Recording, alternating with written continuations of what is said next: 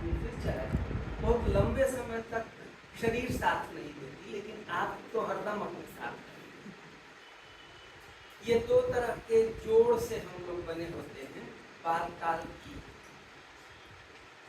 बाल की कालिमा को हर बाल सफेद हो जाए समय, लेकिन आप और बड़े और ज्ञानवृत्त हो जाते हैं समय।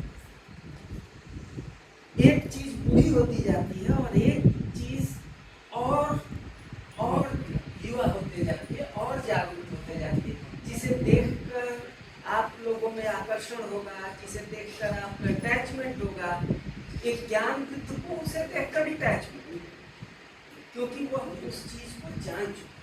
सबसे महत्वपूर्ण होता है वह क्षण जब आपको करने को कुछ मिला हुआ है और वहां आप उसे करें। जो आपको करने को मिला हुआ है वह आप करें, कुछ ही समय के बाद करने को मिलेगा, नए लोग आएंगे, कर लें। जो आप कर देते हैं उससे आप याद रखें। जब आप करने में आनाकानी करते हैं, आलस्य करते हैं, लाभ लोभ स्वार्थ इत्यादि की बात करते हैं, तो फिर आप याद नहीं। मैडम ने ऐसा किया है।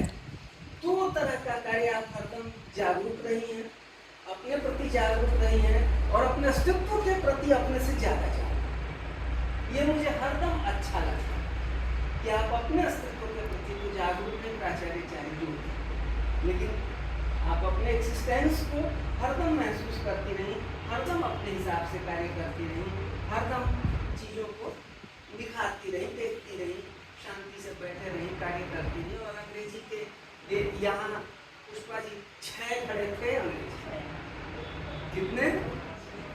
कभी जीव विज्ञान के थे रावत सर और पुष्पा, वो 6 ध्वस्त हो गए, एक भी खंभा नहीं। और आपके साथ अंग्रेजी के सारे खंभे ना, अब ये नई पीढ़ी के एक आप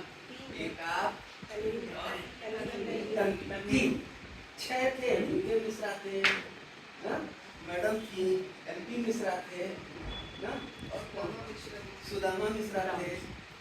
6 लोग। अभी भी आप लोगों को संभालना है। आप लोगों से मैं निवेदन ये करता हूँ कि अंग्रेजी जानना किस लिए जरूरी है।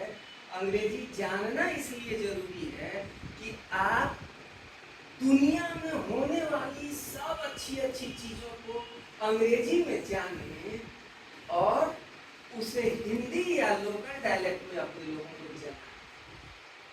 इसलिए इंग्लिश की बहुत अहमियत है, बहुत जरूरत है मैडम, और आपने इस कार्य को किया, आपने जाना है और आपने जलाया। फोनेटिक्स इत्यादि अन्य बातें हैं, उच्चारण और ये सब चीजें, लेकिन बहुत सी चीजें, जैसे वैदिक काल को अगर हम जीना चाहेंगे तो संस्कृत हमें जानना ही पड़ेगा।